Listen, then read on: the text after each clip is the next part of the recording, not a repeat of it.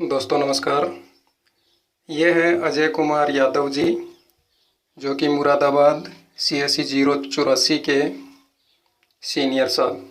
इनके नाम बहुत सी प्रॉपर्टियां हैं जो इस वीडियो में भी आपको दिखाई जाएगी। और इनके CSE में 21 और 22 अगस्त 2014 को कितना पैसा जमा हुआ यादव की है, जिनसे कल बात हुई है।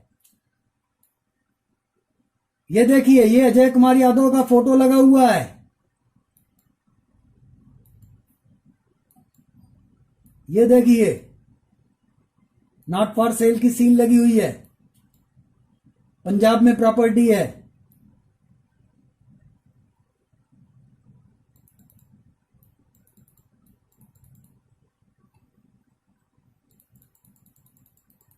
जाग जाओ साथियों, ये गद्दारी आपके साथ हुई है, जीरो चैनल के साथ नहीं। जीरो चैनल सिर्फ आप लोगों के सामने सत्य प्रस्तुत कर रहा है। बाकी समझिए, आप लड़ाई लड़नी है आपको, जीतनी है आपको, समस्या है आपकी। जीरो चैनल सिर्फ आप लोगों को यह जानकारी दे रहा है कि जो आपके बगल में खड़े हैं, जो आपके हितैषी बन रहे हैं, सबसे बड़े आपके दुश्मन वही हैं। उन्होंने आप ही के पैसों से संपत्तियां अपने नाम ले ली। ये देखिए, ये 5,92,000 की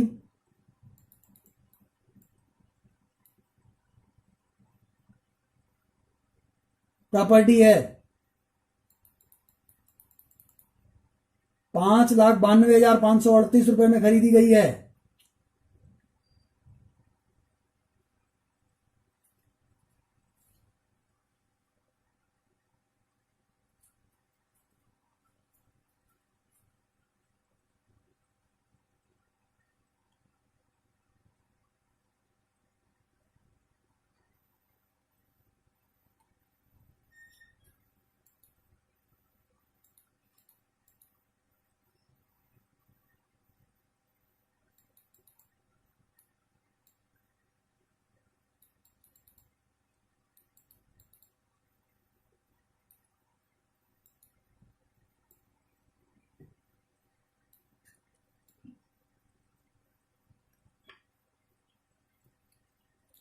ये नॉट फॉर सेल की सील लगी हुई है।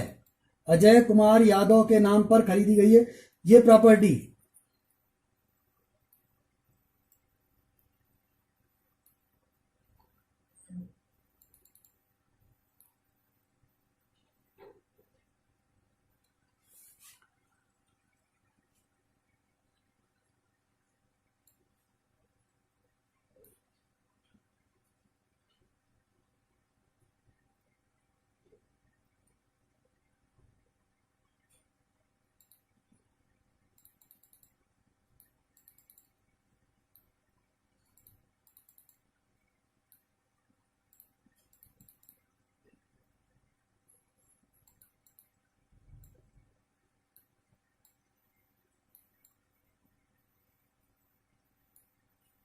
ये देखिए, चलिए और देख लेते हैं। ये भी अजय कुमार यादव।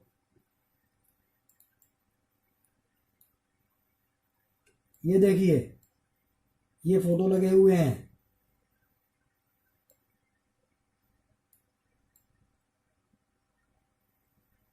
ये RM लोढ़ा कमेटी के सिग्नेचर हैं। नॉट फॉर सेल की सील लगी हुई है। 12 जनवरी 2007 को खरीदी गई है। अब वो बंदा कल भी बोल रहा था कि सबको ब्याज से पैसा मिलेगा, पर्याप्त मात्रा में प्रॉपर्टी है। जब जीरो चैनल ने कहा कि भाई और किसी को नहीं, अपने जूनियरों को लिख के दे दो, तो बोला तुम्हारा क्या लेना देना, हम जाने, हमारे जूनियर जाने। मैं रिक्वेस्ट करूंगा उनके जूनियरों से कि जाग जाइए। जीरो चैनल तो इनको ताउम्र इसी प्रकार बदनाम करता रहेगा, क्योंकि नंगे हैं तो इनकी नंगाई तुच्चाई सबको दिखाता रहेगा।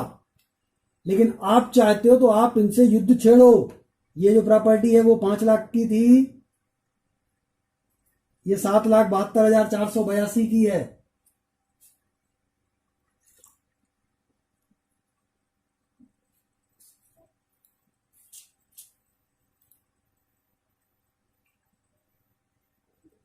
Ajay Kumar Yadav son of Thakur Singh Yadav.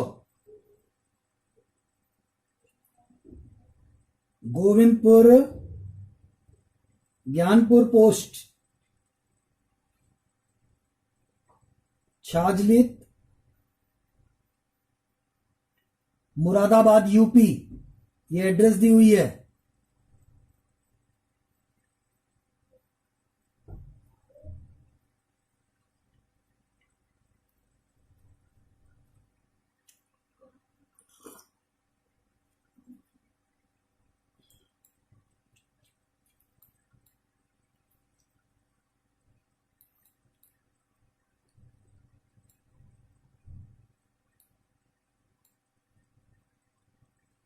पृथ्वीराज यादव झूठ नहीं बोलेगा, सच बोला है। पवन खंडेलवाल झूठ नहीं बोलेगा, सच बोला है। हमने पता किया, सेबी से भी पता कर लिया, ये देख लीजिए, नॉट फॉर सेल की सील लगी हुई है। आइए आगे और देख लेते हैं। ये एक और है, MR नंबर 19,770/16, ये भी अजय कुमार यादव, ये 2,13,000 की है।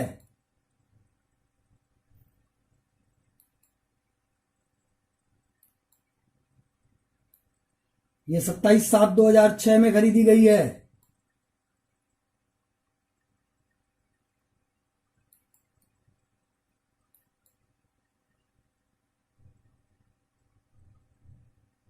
देखिए साथियों, ये देखिए, ये प्रॉपर्टी इनके नाम है जो PSCL के नाम पर होनी चाहिए थी।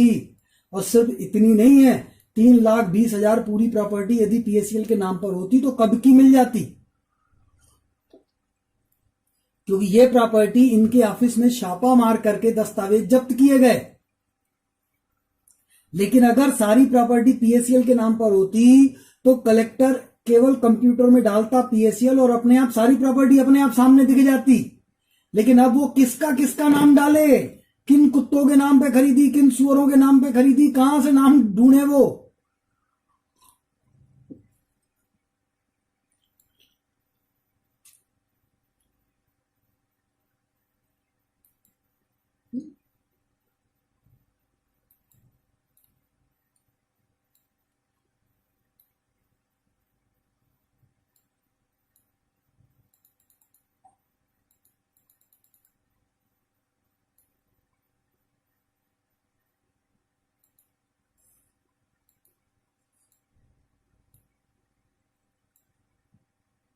ये देखिए,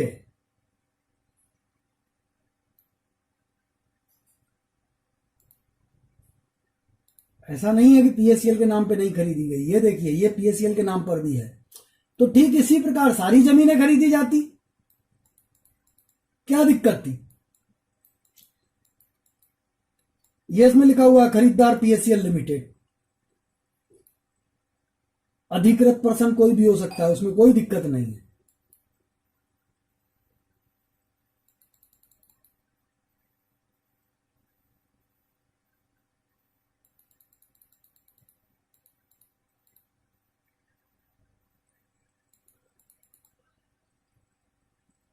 ये महाराष्ट्र की जमीन है।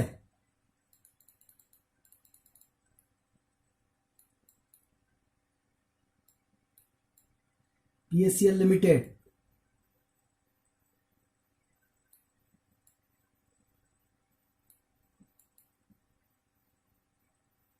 ₹25,35,000 की जमीन है ये।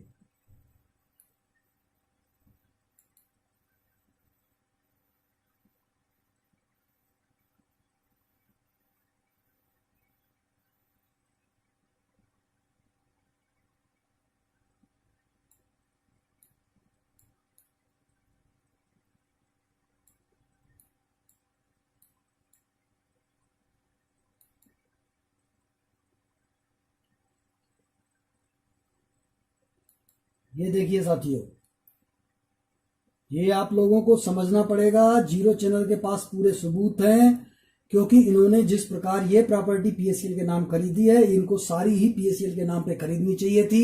इन्होंने सारी नहीं खरीदी। क्यों? क्योंकि इनकी नीयत शुरू से खराब थी। तो अब आपको सवाल ये है कि अभी भी उन्होंने बहुत दिनों से आप लोगों के ये जो बातें थी वो छिपा करके रखी। कंपनी ने जो लिख करके दिया लोढ़ा कमेटी को, ये सेबी को, कि कुल 11,706 करोड़ की प्रॉपर्टी है, ये भी इन सीनियरों ने आपसे छिपा करके रखा और उसको समय बहुत बीत चुका है। अतः आप उस मुद्दे पर ज्यादा कुछ नहीं कर सकते, लेकिन कम से कम अपने सीनियरों के अगेंस्ट आप कार्रवाई कर सकते हैं। क्रिमिनल प्रोसीजर के तहत उनके खिलाफ कार्रवाई होगी कि आपने ये बात क्यों छिपाई, क्योंकि उनके कहने पे आपने पैसा जमा किया। क्योंकि तेजेंद्र पाल चन्नी का फर्ज ये नहीं था कि वो जीरो चैनल को बताता या दुनिया को बताता।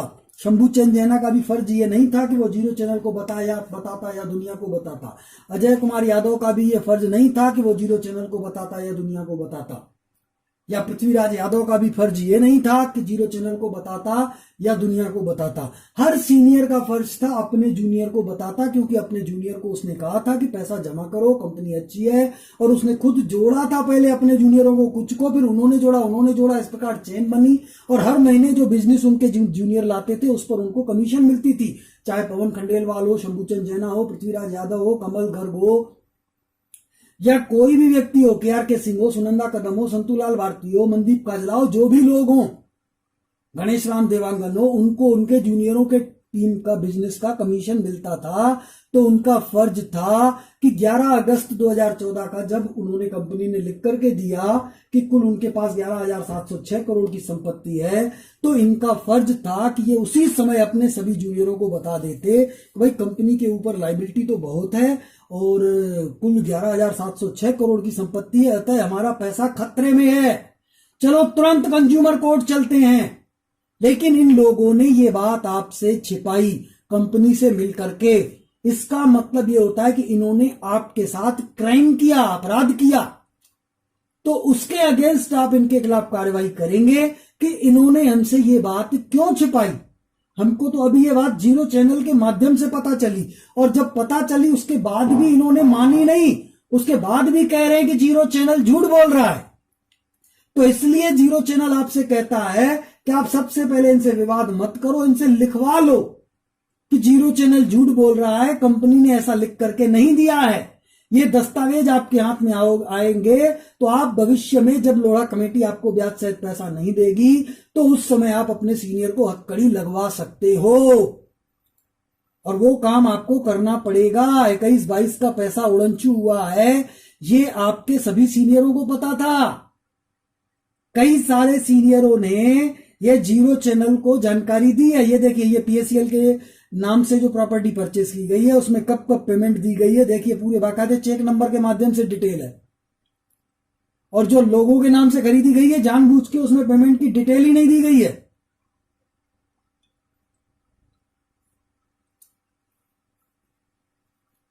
ये देखिए, इनमें एक एक चेक की डिटेल दी गई है।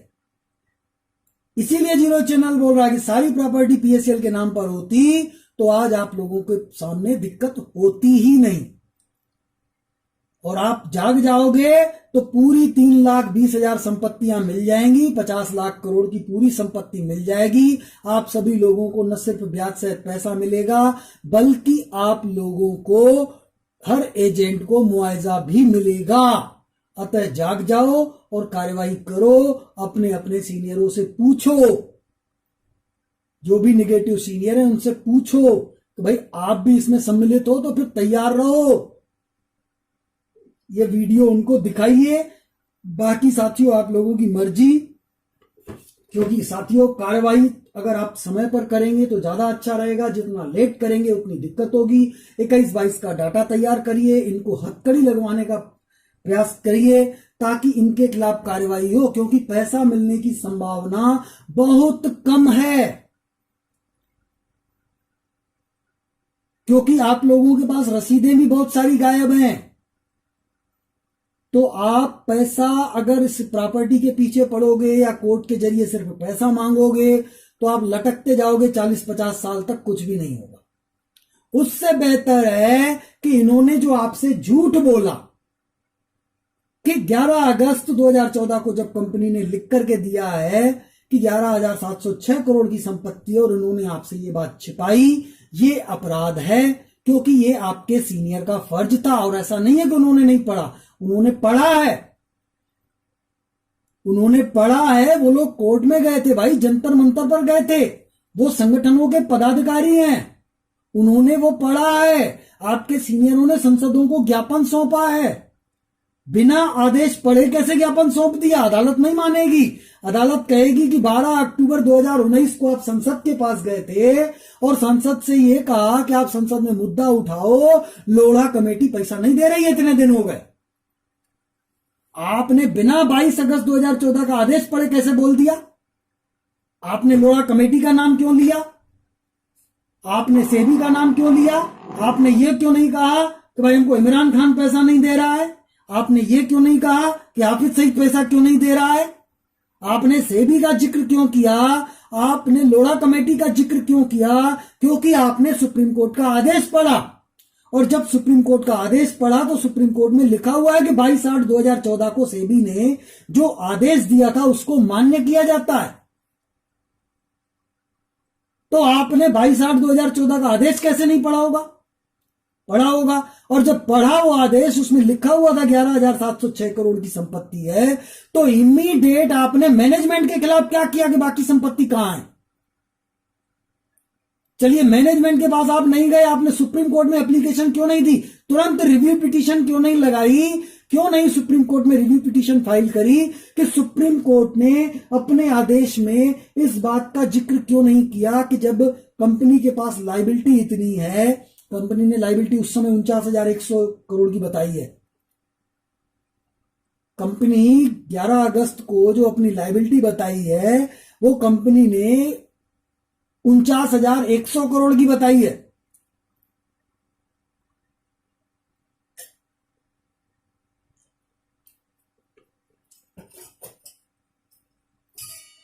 और बाद में लायबिलिटी बढ़ाई है, 55,928 करोड़ बताई है,